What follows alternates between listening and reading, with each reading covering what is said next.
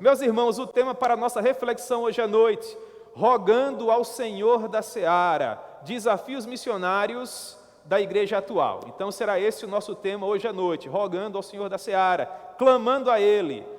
Acerca de quê? Dos desafios missionários da nossa igreja atual. Portanto, o Evangelho de Lucas, capítulo 10, o Senhor nos diz assim: depois disso, o Senhor designou outros 70 e os enviou de 2 em 2 para que o precedessem em cada cidade e lugar aonde ele estava para ir.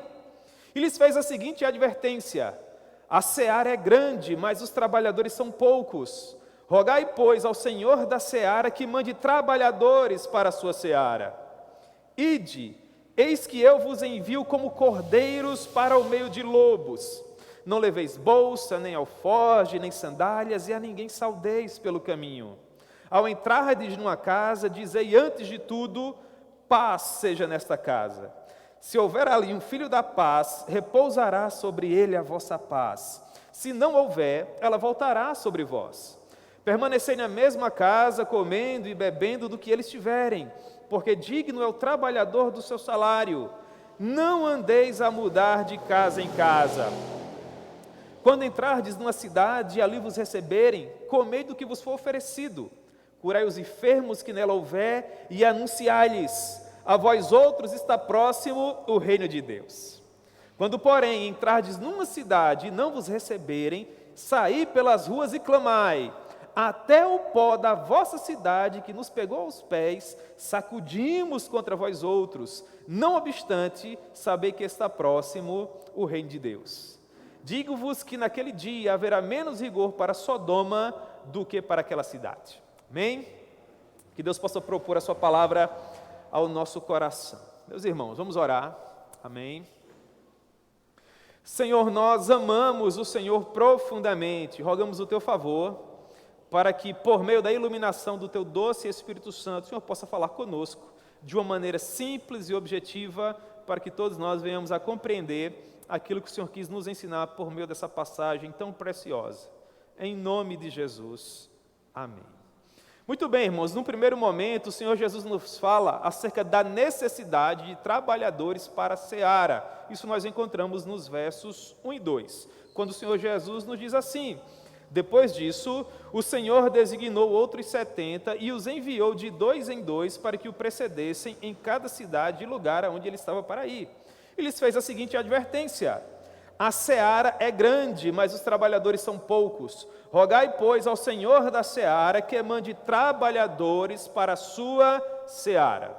O que nós percebemos, olhando para o versículo 1, é que após deixar claro o preço que aqueles que queriam segui-lo deveriam pagar, Jesus envia 70, alguns outros textos dizem 72 discípulos, a difícil obra de evangelização. Mas antes de enviá-los, nós percebemos que no princípio do versículo 1, existe a palavra, a frase que diz: depois disto. Ora, depois de que Jesus enviou aqueles discípulos? Depois de um breve resumo que Jesus havia feito acerca das características que deveriam estar presentes na vida daqueles que desejavam servi-lo. É bem verdade que nós olhamos para o texto de Lucas, capítulo 10, e boa parte das aplicações que vêm ao nosso coração são aplicações de contexto transcultural. Nós estamos lendo Lucas, capítulo 10, e os exemplos que surgem à nossa mente são de missionários que estão atuando fora do seu contexto cultural, fora da região onde eles nasceram, por assim dizer. Mas nós precisamos lembrar, irmãos, que todos nós que compreendemos a mensagem do Evangelho somos missionários em potencial. Por óbvio que aqueles que estão no contexto transcultural possuem desafios maiores que os nossos, devido ao contexto adverso em que muitas vezes eles se encontram. Mas todos nós que somos servos do Senhor Jesus somos missionários. Precisamos expandir o seu reino e manifestar a sua glória até os confins da terra.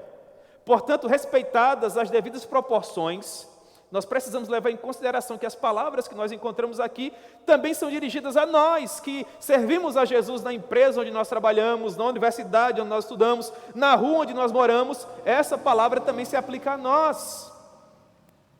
E nós precisamos trazê-la para as nossas vidas.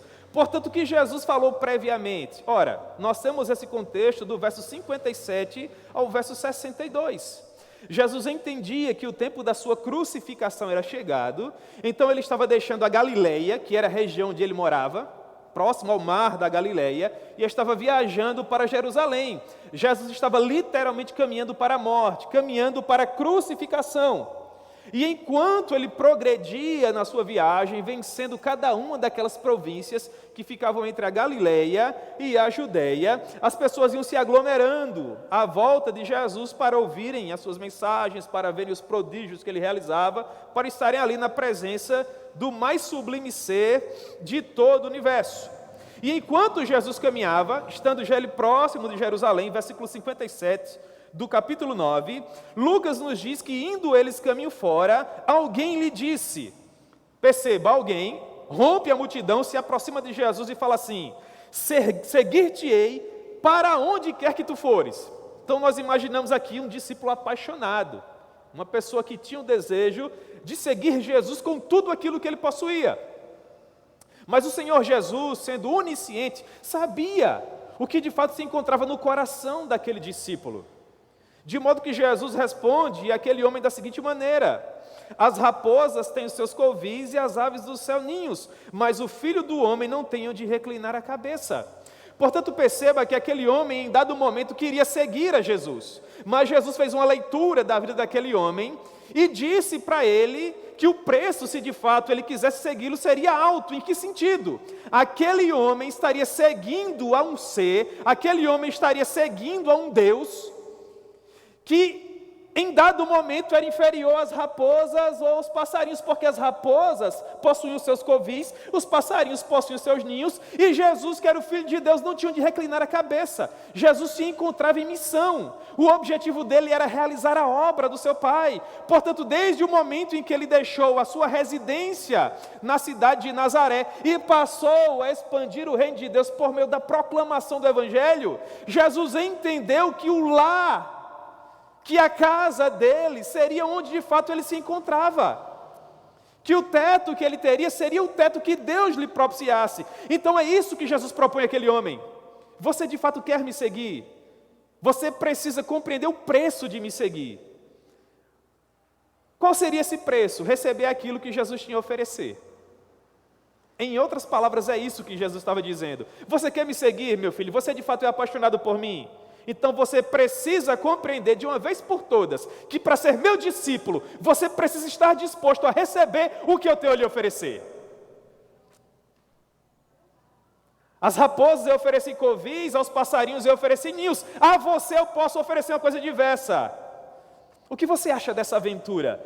Isso é o Evangelho, irmãos, é isso que os missionários têm vivido nas regiões onde eles se encontram. Estão deixando o conforto dos seus lares para seguir a um Deus que diz, a raposa tem covil, o passarinho tem ninho, para você pode ser cadeia, ou valado, ou caverna, ou casebre. Jesus compartilhava conosco acerca do preço do discipulado. Portanto, percebam que ao longo da nossa fala breve hoje à noite aqui, a minha ambição é oferecer parâmetros para que vocês possam orar pela obra missionária, já que nós estamos num culto de missões. Jesus continuou a sua viagem, versículo 59, e a outro homem, disse Jesus. Portanto, perceba que no primeiro momento, um homem se oferece para seguir a Jesus e tem esse diálogo com ele, mas agora no segundo momento, no versículo 59, não é ninguém que se oferece, mas é Jesus que convida a pessoa. Uma coisa mais forte, não é? Jesus disse, versículo 59, segue-me. Ele, porém, respondeu, permite-me ir primeiro sepultar meu pai. A ideia que nós temos, segundo os nossos doutrinadores, é de que há pelo menos duas traduções, ou duas maneiras de nós interpretarmos esse texto. Uma primeira, que é mais forte, sobretudo aqui no Brasil, diz que esse homem queria servir ao pai dele enquanto o pai dele estivesse vivo. E que após a morte do pai dele, nós não sabemos em que tempo isso aconteceria, aquele homem finalmente seguiria Jesus. Essa é a tradução, ou melhor, a interpretação mais forte. Eu particularmente gosto da segunda, que diz que provavelmente esse homem estava em processo de luto, e a tradição dizia que era responsabilidade do filho sepultar o pai. Mesmo aqui no Brasil nós temos essa tradição em que os filhos Por óbvio, sepultam o papai e a mamãe. Então imagine que esse homem estava num processo de luto. O pai dele havia morrido, ele estava num processo de sepultamento. Na cultura de Israel, um sepultamento poderia durar até 1 ano. E esse homem com seu coração ali quebrado, compungido, precisando amparar familiares, tendo um contexto cultural fortíssimo, porque os judeus eles precisavam valorizar sobretudo o pai e a mãe, não é?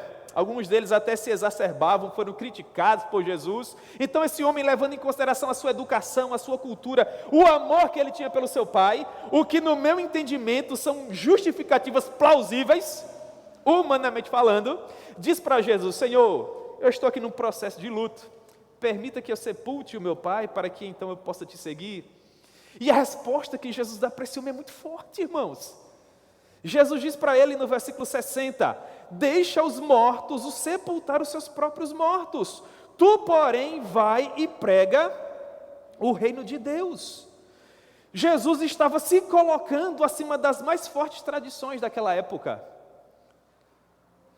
de modo que esse discípulo precisaria efetivamente amá-lo, muito mais que a sua própria família, as suas crenças, as suas tradições e até mesmo a sua cultura, para seguir a Jesus.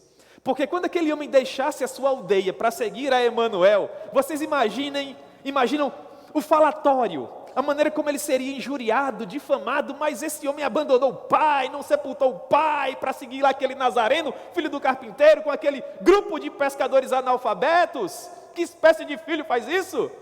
Então percebam que Jesus, de certa forma, ele nos coloca contra a parede. Ele quer saber onde se encontra o nosso coração, de que nós somos feitos, qual a fibra do nosso caráter. Seguir a Jesus, irmãos, é sempre uma questão de vida ou morte. Ou nós somos inteiramente dele, ou nós não pertencemos a ele. O evangelho não é um evangelho de conveniências, o evangelho é um evangelho de entrega. E em terceiro lugar, ele convida uma terceira pessoa, versículo 61. Outro lhe disse: seguir-te-ei, Senhor, mas deixa-me primeiro despedir-me dos de casa. Esse rapaz, ele queria colocar a vida dele em ordem. A meu ver, mais uma vez, irmãos, um motivo plenamente justificável. O rapaz era apaixonado por Jesus, mas ele falou assim: Senhor, deixa eu ir me despedir do meu pai, da minha mãe, falar para os meus familiares que eu vou me ausentar, não sei quando vou voltar, pagar as contas que porventura eu tenha, colocar a minha casa em ordem, colocar alguém para tomar conta da minha propriedade, para cuidar dos meus animais, resolver a minha vida, fazer a minha mala, colocar os pingos nos is, e aí eu vou te servir. Eu vou contigo, Senhor. Mas a resposta de Jesus, irmãos, mais uma vez nos deixa assim chocados. Ele diz: ninguém que tendo posto a mão no arado e olha para trás é apto para o reino de Deus. Quando aquele homem assentou no coração o desejo de seguir a Jesus, ele já estava o seguindo. Os irmãos compreendem isso? Só que ele queria pedir uma breve folga. Ele queria uma breve licença. Algumas horas, quem sabe, um dia e meio, eu não sei quanto tempo ele levaria para resolver a vida dele e voltar. Ele disse: Senhor, me dá uma manhã, e eu vou na minha aldeia, resolvo os meus pormenores e volto. Após o almoço eu já estou contigo para o que daí vier. E Jesus disse para ele: não tem isso, meu filho. Você já começou a arar, você já começou a trabalhar. Se você desviar o seu olhar da obra que você já começou, o que vai acontecer com o leirão que você está fazendo? Vai ficar torto, vai ficar mal feito, você tem que prestar atenção. Você não pode desviar o olhar daquilo que você já começou a fazer. Como nós podemos aplicar as nossas vidas hoje? Nós queremos terminar o ensino médio, a faculdade, nós queremos terminar a nossa pós-graduação, passar num bom concurso, nós queremos que os nossos filhos cresçam, nós queremos depois ajudar a criar os nossos netos, nós queremos que a aposentadoria chegue, nós queremos terminar de pagar o carro, terminar de reformar a casa. Nós temos sempre planos. Todos esses planos são plenamente justificáveis. Eu não quero desmerecer absolutamente nada aqui. Há um valor para o seu carro, para a sua casa, para a sua educação, para os seus filhos, para os seus netos, para a sua aposentadoria. Isso é óbvio. Mas infelizmente, irmãos, nós precisamos compreender de uma vez por todas que o Evangelho não nos dá essa colher de chá. Jesus não é um patrão que a cada 1 ano trabalhado nos dá 30 dias de folga. Jesus não é um patrão que depois de 8 horas evangelizadas nos dá, irmãos, mais 16 horas de folga. Não! Jesus é egocêntrico nesse sentido. Ele não nos dá absolutamente nada, tudo tem que ser para Ele. Então Jesus diz, não, eu não te dou folga nenhuma, eu não te dou uma manhã, não te dou uma tarde, eu não te dou nada, você tem que vir comigo agora. Se Jesus estivesse hoje à noite aqui, e me chamasse para segui-lo, igual esses 3 homens aqui, no mínimo eu ia dizer, deixa eu ir deixar Yasmin em casa. No mínimo, irmãos. Você ia dizer o quê? Então, muito provavelmente, se o Espírito Santo não fosse poderosíssimo em nosso coração, quase que completamente todos nós aqui ficaríamos para trás. Sim ou não? Ou você não ia nem fazer a mala? Os irmãos percebem como servir a Ele é uma coisa sublime? Isso é maravilhoso, irmãos. Dentro desse contexto, no versículo 1, ele diz assim, depois disso, irmãos, o nível foi lá em cima, não foi? O nível foi muito lá em cima. Agora é por isso que eu sou apaixonado por esse Jesus. Ele não é qualquer Deus. Ele é o El Elyon. Ele é o Deus dos deuses. Ele é o Todo-Poderoso. Depois que Jesus estabeleceu o nível da conversa, o patamar de renúncia para aqueles que de fato queriam segui-lo, depois disso, ele designou 70 pessoas. Eu acho isso um milagre extraordinário. Porque dentro desse nível de renúncia, encontrar-se 70 pessoas dentro desses padrões aqui é um milagre extraordinário. E é interessante, você faz uma leitura atenta desses 12 versículos que nós acabamos de ler, e você vai perceber que esses homens se encaixavam perfeitamente no perfil. Vocês não vão levar bolsa, não vão levar alforje, não vão levar sandália extra, vocês não vão saudar ninguém pelo caminho, vocês só têm que ir. Na cidade vizinha, na próxima aldeia, não. Em todos os lugares onde eu irei. Quanto tempo, irmãos? Que coisa extraordinária. Depois disso, o Senhor designou outros 70 e os enviou de 2 em 2 para que o precedessem em cada cidade e lugar onde ele estava para ir. Que coisa extraordinária. A missão desses 70, alguns outros textos dizem 72 discípulos, seria preceder Jesus em todas as aldeias onde ele estava para ir. Uma missão que custaria muito tempo e dedicação. Você já parou para ponderar quanto tempo levará servir a Jesus? Quanto da sua vida você vai precisar dedicar a Ele? Respeitadas as devidas exceções, porque tem muitas pessoas que de fato são apaixonadas por Jesus. A nossa geração tem muita dificuldade, irmãos, em compreender esse tipo de coisa. Em ponderar quanto tempo das nossas vidas nós vamos precisar dedicar a Ele. Até onde nós precisaremos ir para poder servi-lo da maneira como Ele deve ser servido. E é por conta disso, irmãos, óbvio, nós nunca queremos generalizar que há tantas pessoas superficiais em nosso meio, porque são pessoas que não conseguem compreender o preço do discipulado. Querem servir a Jesus apenas quando lhes é conveniente, e nós acabamos de ver que isso não é possível. Não é possível. Portanto, muito provavelmente levando em consideração os padrões hiperelevados que Jesus nos impõe para que nós venhamos a segui-lo, ele diz assim, versículo 2, e lhes fez a seguinte advertência, a seara é grande, mas os trabalhadores são poucos. Rogai, pois, ao Senhor da seara que envie trabalhadores para a sua seara. Vamos pensar um pouco nesse versículo 2 tão conhecido. Em primeiro lugar, ele diz, a seara é grande. Estima-se que atualmente no mundo existe, preste atenção, pelo menos esses números são atuais, 3,19 bilhões de pessoas que não têm acesso regular ao Evangelho. 3 bilhões de pessoas, pouco mais. O que significa dizer, irmãos, que pelo menos 1/3 da população mundial vive dentro daquilo que nós chamamos atualmente na missiologia moderna de 250 grupos de povos não alcançados. Etnias que precisam ser visitadas por missionários para que pessoas ouçam o Evangelho. Portanto, levando esse número em consideração, estima-se que atualmente existam pelo menos 7.000 línguas ativas no mundo. Vejam, geopoliticamente falando, nós temos apenas 196 países no mundo. Esse número varia, porque sempre um país, às vezes, está sendo somado por outro, conquistado por outro, mas atualmente 196. 196 países. Você olha para o mapa mundo e fala assim, é fácil, né? Mas só que quando a Bíblia foi escrita, Deus não levou países em consideração, mas povos, etnias. Espalhados dentro desses 196 países, nós temos pelo menos 7.000 línguas. Dessas 7.000 línguas, 2.000 não possuem qualquer vírgula da palavra de Deus. E 1.500 estão em processo de tradução, possuem pequenas porções, ou do Novo ou do Antigo Testamento. Portanto, de fato, irmãos, só levando esses dados em consideração, nós percebemos que a seara é grande. Mas na proporção em que a seara é grande, os trabalhadores são poucos. Por que os trabalhadores são poucos?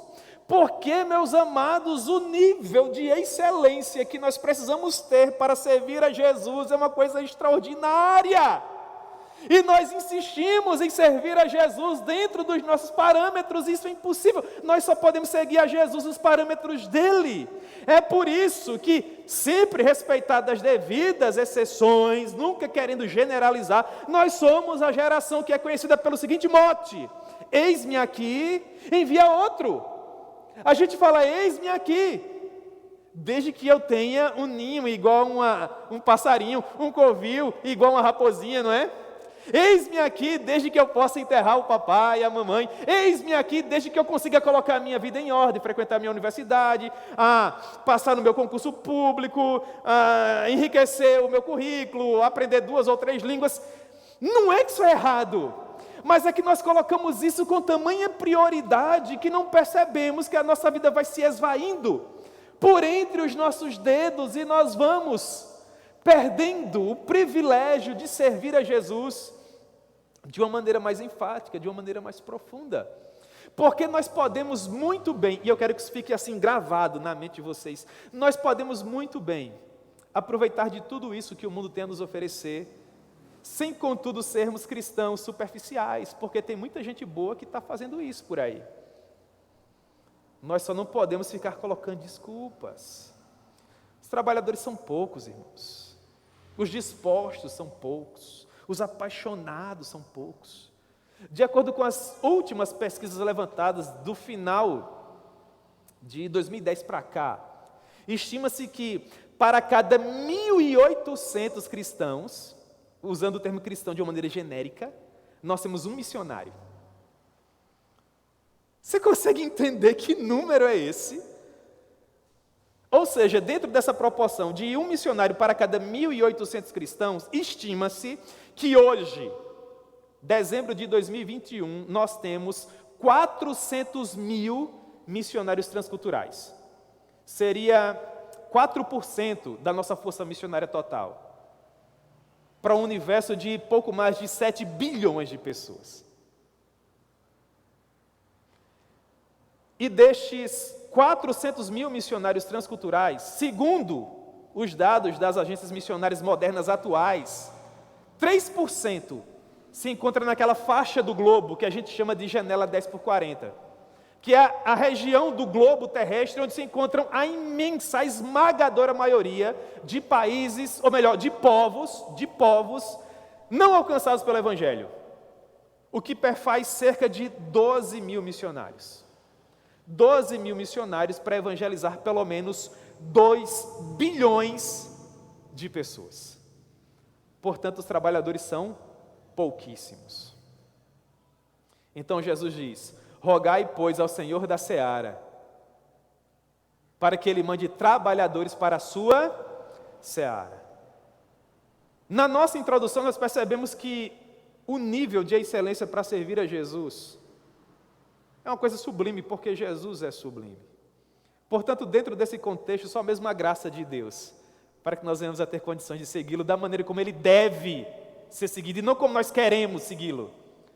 Logo, para seguir a Jesus como Ele deve ser seguido, irmão, só por meio da graça. E sabendo disso, Ele diz: roguem, portanto, ao Senhor da seara, para que Ele provoque isso no coração de vocês. Para que Ele lhes ofereça aquilo que vocês precisam para servi-lo, da maneira como Ele será de fato glorificado, da maneira como Ele é digno de ser servido. E esse deve ser o clamor da igreja hoje, irmãos. Rogar significa implorar, dobrar o joelho, colocar a boca no pó para que Deus levante missionários, para que Deus levante pessoas apaixonadas, que salvem muitas vidas, que transformem realidades. Porque o que nós temos observado no mundo, irmãos, é uma coisa terrível. Estima-se que atualmente em todo o mundo existam pelo menos 16 mil povos. 16 mil povos. Desses 16 mil povos, 7 mil não foram alcançados. E desses 7 mil, 3 mil, pelo menos, nunca foram nem abordados. Estima-se que atualmente, espalhados por todo o mundo, existam 3 mil povos onde um missionário nunca colocou os pés. Portanto, nós precisamos sim, irmãos, clamar, dobrar os joelhos e rogar a Deus, para que Ele mande trabalhadores, porque ante este cenário, a missão que nós temos é por demais desafiadora. Mas mesmo sendo tão desafiadora, nós precisamos orar, nós precisamos nos engajar, mas nós também precisamos ir. É a ordem dele no versículo 3, ele diz: Ide, eis que eu vos envio como cordeiros ao meio de lobos. Jesus está deixando claro que a missão da igreja é pregar o evangelho. Essa é a razão pela qual nós ainda permanecemos sobre a face da terra. Se comparado a tudo mais que nós temos feito, irmãos, pregar o evangelho é o que há de mais importante, tudo mais vem em segundo lugar. Porque tudo mais que nós realizamos é apenas para a promoção do evangelho. Apenas para a promoção do evangelho, irmãos. Se nós invertermos os valores, nós vamos perder o foco. Contudo, é também por causa disso que a obra missionária, dentre todas as demais obras, é a mais difícil de ser realizada. Convenhamos, não é à toa que Jesus diz: eis que eu vos envio como ovelhas para o meio de lobos. Vai fazer uma leitura da janela 10x40. Pega o teu celular quando você chegar em casa e digita lá no navegador da internet: Missão Portas Abertas. O que é que você vai encontrar lá? Cristãos que não podem declarar a sua fé, cristãos que não podem portar publicamente uma Bíblia, cristãos que, se porventura forem descobertos, vão perder as suas casas, vão perder suas rendas e vão perder, quem sabe, até as suas próprias vidas, como os jornais estão mostrando a todo tempo.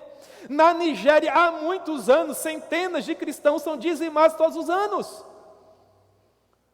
Há campos de trabalhos forçados na Coreia do Norte e há desmandos espalhados por toda a face do globo terrestre. Irmãos, é a mais pura verdade, nós somos como que ovelhas no meio dos lobos. Nós somos, sim. Mas mesmo no meio de tamanha dificuldade, o Senhor tem nos oferecido aquilo que nós precisamos para fazer a obra dele. Por quê? Porque os números missionários que foram disponibilizados para nós agora, irmãos, no finalzinho de 2020, apontam que, para cada povo não alcançado, 7 mil, nós temos mais de 1.000 igrejas evangélicas. Vocês percebem como Deus tem nos abençoado? Como Deus tem nos dado aquilo que nós precisamos para fazer a obra dele. O número é desafiador, 7 mil povos não alcançados, mas para cada 7 mil povos não alcançados, nós temos pelo menos 1.000 igrejas genuinamente evangélicas. 1.000. 1.000 igrejas. Portanto, irmãos, a missão ela pode ser concluída, a missão ela pode ser feita. Mas, infelizmente, irmãos, nós precisamos abrir os nossos olhos para essa realidade. E mais, acredita-se que nós temos pelo menos 9.000 vezes o recurso que nós precisaríamos para alcançar esses 7 mil povos. O que foi que os estudiosos fizeram? Eles pegaram dados que têm a ver com a nossa renda, com o nosso estilo de vida, sobretudo no mundo livre.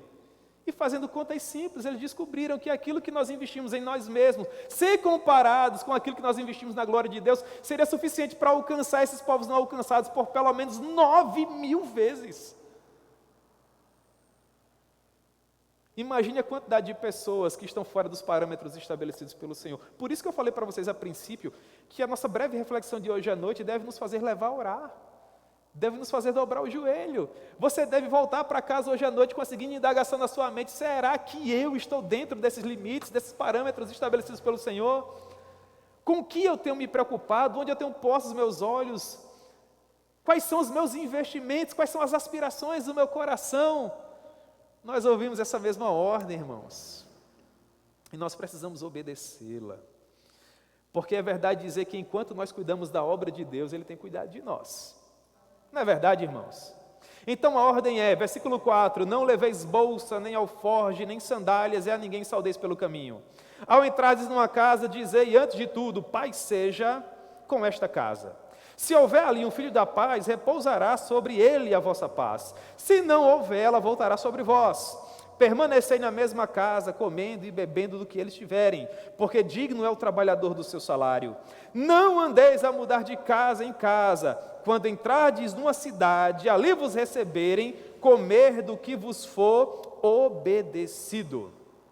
Perceba que, fazendo a leitura da forma como Jesus envia esses 70 ou 72 discípulos para a obra, nós percebemos que nós não somos convidados a um passeio, nós somos convidados a uma missão, nós somos convidados a uma guerra, como diz o pastor John Piper.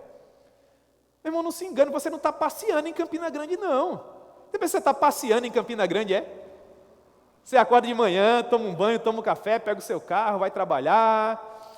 Ou se você é profissional liberal, você vai para o seu comércio, aí trabalha amanhã, volta para casa, almoça, vai trabalhar à tarde, depois retorna, janta, toma um banho, vai para a igreja, ou vai fazer um passeio com a sua família, depois dorme, faz a mesma coisa no outro dia, final de semana faz um programa diferente, aí de manhã vai para a igreja, ou então à noite, quando é ceia aquela festa, depois dorme, começa a semana mais uma vez, estudando para a tua prova, se preparando para a tua promoção, envelhecendo, ajudando a cuidar dos seus filhos, dos seus netos, tal, até que finalmente a indesejável de todas as gentes, né? A iniludível, como diz um poeta nosso aqui, chega batendo a porta e te leva, né, para o pó. Pensa que sua vida é isso, meu irmão? É claro que não. Isso é acessório. Isso vem em segundo lugar.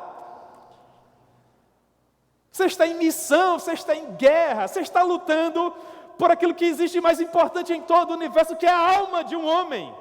Mas enquanto essa guerra é travada, você tem que comer, beber e se vestir, e para que isso aconteça, Jesus tem te dado a vida que você tem. Cuidado para não inverter os polos disso que mantém a sua vida de pé. Tenha cuidado. Tenha cuidado. Quando nós pensamos dessa maneira, as palavras de Jesus nessa passagem são como que flechas a ferir o nosso coração. Porque Jesus nos ensina a vivermos de modo que nós não queremos viver. É por isso que há tão poucos missionários, porque viver de acordo com esses parâmetros, irmãos, convenhamos, é muito difícil. É difícil para mim, eu sei que é difícil para você também. Ora, vamos analisar rapidamente aqui. Em primeiro lugar, ele nos diz: você não vai mais depender de você mesmo. Você agora vai depender de mim.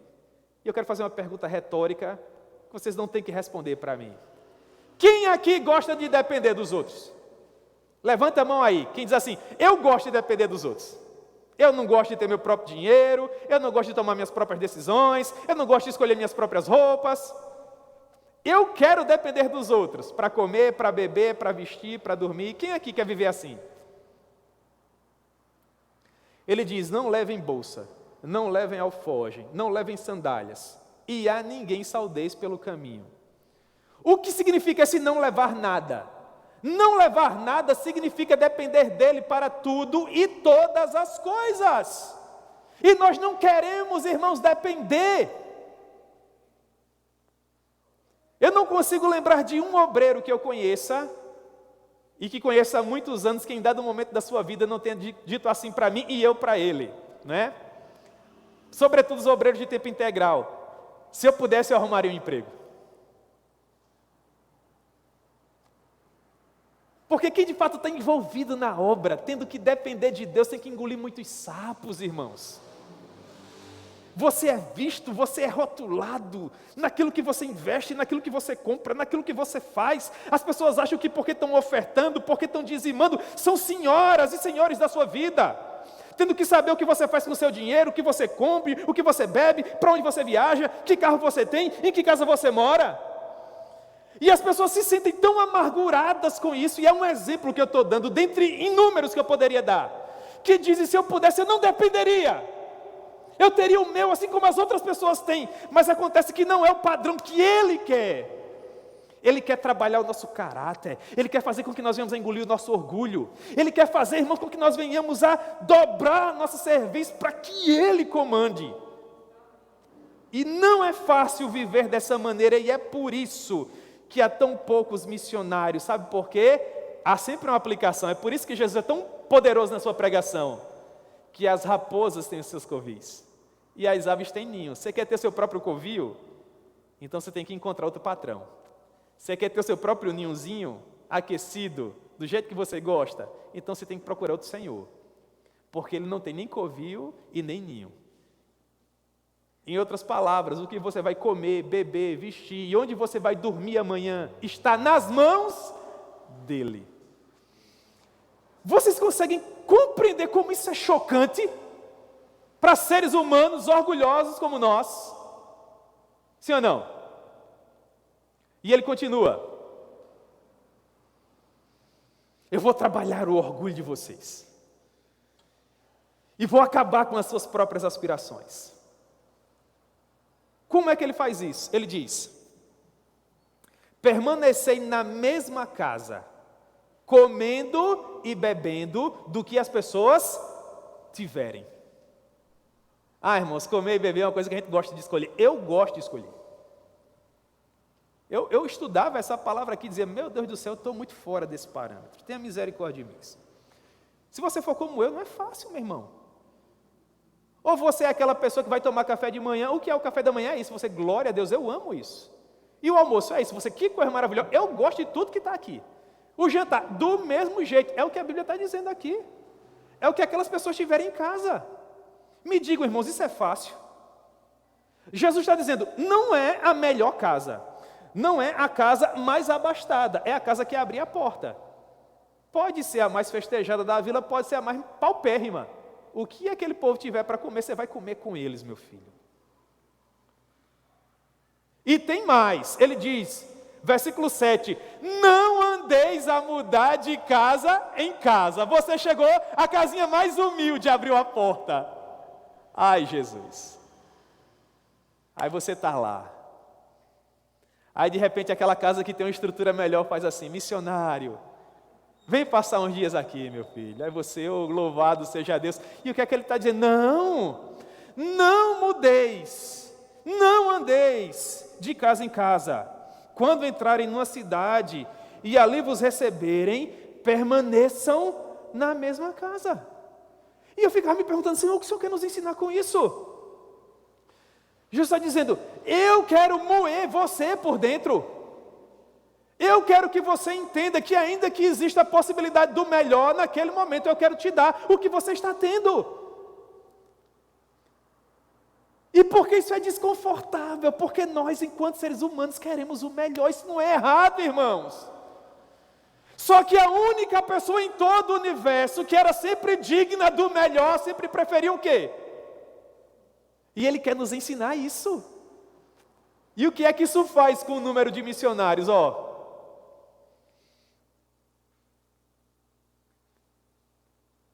Portanto, perceba que a missão não pode ser vivida da maneira que você acha mais conveniente. Ela tem que ser vivida do jeito dele. Deixa-me primeiro sepultar o meu pai. Isso é um pedido, como eu falei a princípio, tão humano, tão plausível, e ele faz. Não. Da mesma forma que é plausível, Senhor, uma casa de melhor estrutura abriu a porta para mim, deixa eu ir para lá. Ele fala assim, não. Pastor, o senhor está querendo dizer que missionário só faz sofrer? Não. Missionário é um herói, que é digno de comer o melhor dessa terra. A Bíblia diz que o obreiro é digno do seu salário. A Bíblia diz que aquele obreiro que é bom nas escrituras, que é bom pregador, bom professor, que estuda, que se dedica, que se esmera, deve receber redobrados honorários.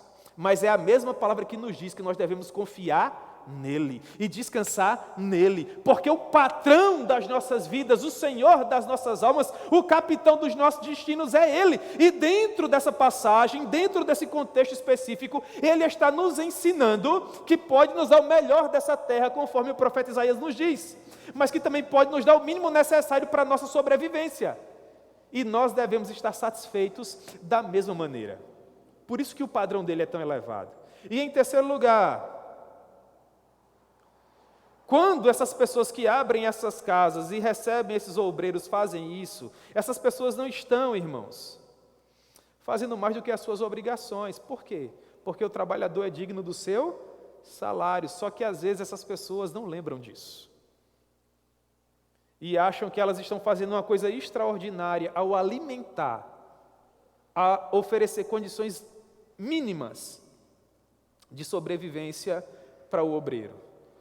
E dentre N motivos, porque são inúmeros, esse, na minha humilde opinião, é um dos principais motivos que fazem com que os nossos filhos não queiram ser missionários, ou não queiram frequentar os seminários de teologia. Vai fazer uma visita nos seminários, as salas estão vazias.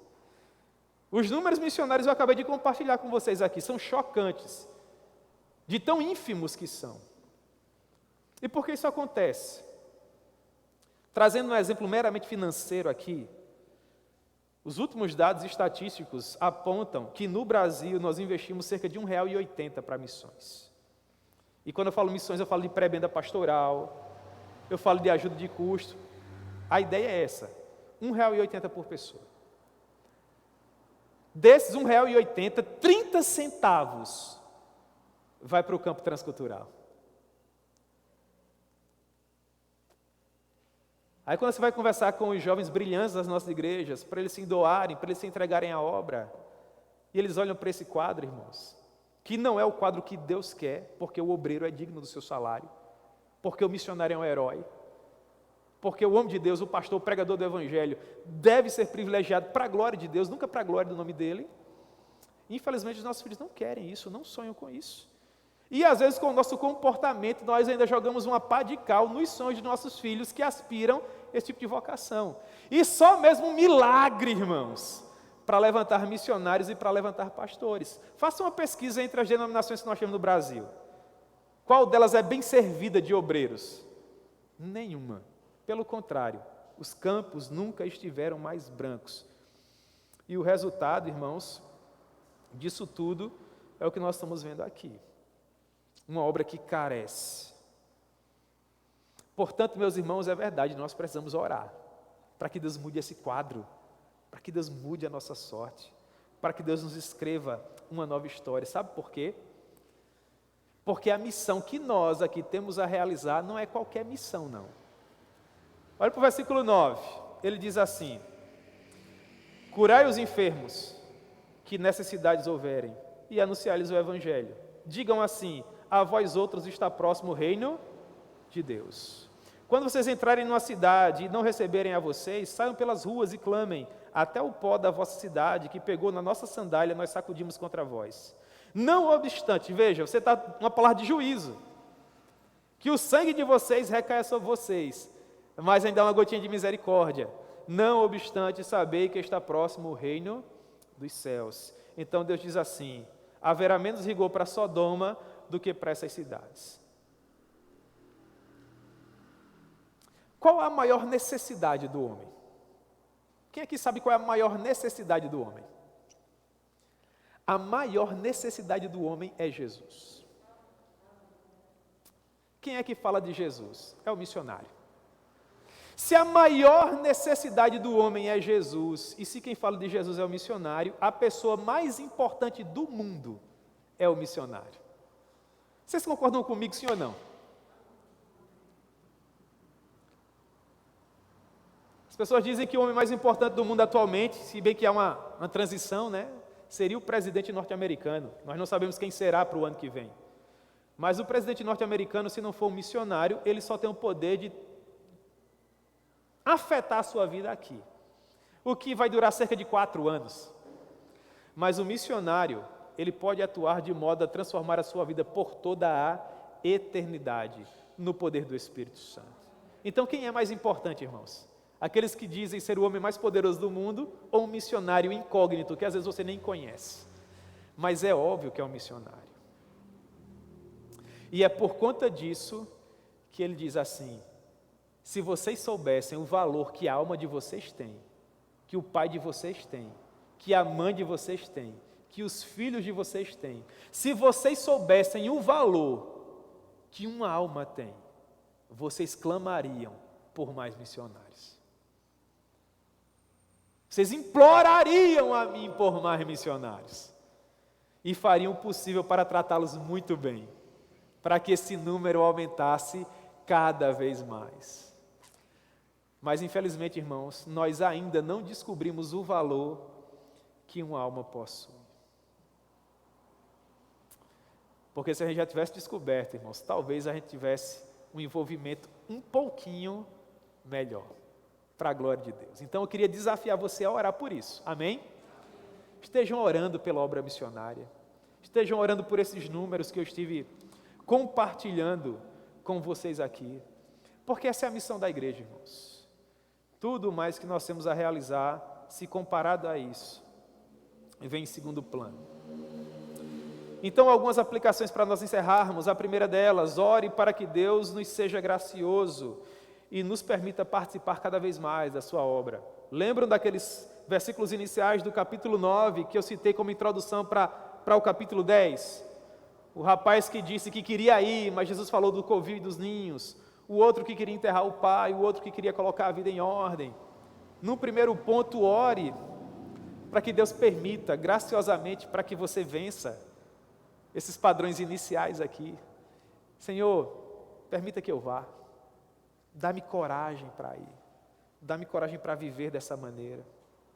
Em segundo lugar, ore para que, com a bênção, com que nós temos sido abençoados por Deus, nós possamos abençoar os demais. Lembra do Salmo 67? Onde o salmista diz: nos abençoe. Nos abençoe para quê? Para que se conheça na terra o teu caminho. Você lembra dos números das ofertas missionárias que eu citei aqui? Procure ser aquele cristão que é mais de 1,80. Faça um pouco mais. Em terceiro lugar, ore para que o Senhor nos encha de poder no Espírito Santo, para que os pecadores possam ser salvos. Porque sem o Espírito Santo, irmãos, todos os nossos esforços serão inúteis. A igreja evangélica do século 21 é a igreja que precisa do Espírito Santo. Nós precisamos clamar mais por Ele. E em último lugar, ore para que o Senhor da seara envie mais trabalhadores para a sua seara. Irmãos, os números nunca foram mais preocupantes. Nunca foram mais preocupantes. E, sobretudo nos últimos dias, irmãos, nós temos sido atacados das mais variadas maneiras. Não se enganem. As nossas igrejas evangélicas ficaram por pelo menos 1 ano fechadas. E vocês sabem o que eu estou querendo dizer. Sabe quando é que nós vamos sentir isso? Daqui a alguns anos. Os desdobramentos das pessoas que estão temerosas. Há motivo para tudo isso, eu não quero entrar nesse mérito. Das pessoas que estão indecisas, das pessoas que estão ressabiadas, das pessoas que estão em cima do muro, dos temores que têm rondado as nossas vidas. Nós estamos em guerra, irmãos. Em guerra. E enquanto algumas pessoas, eu nunca quero entrar no mérito da discussão de motivo ou de falta de motivo, enfim. Uma vida é sempre a coisa mais importante do universo. Mas enquanto, irmãos, nós estamos aqui lutando às vezes com inimigos que talvez nem existam, há pessoas que de fato estão sangrando e lutando e literalmente morrendo. Portanto, que fique bem claro uma coisa aqui nesse desfecho. Se houver motivo, meu irmão, se resguarde, se preserve. Ninguém quer sacrifício de tolo aqui, não. Mas se você for um soldado apto à batalha, não seja covarde, não. Se junte a essa carruagem e faça a sua vida valer a pena. Amém?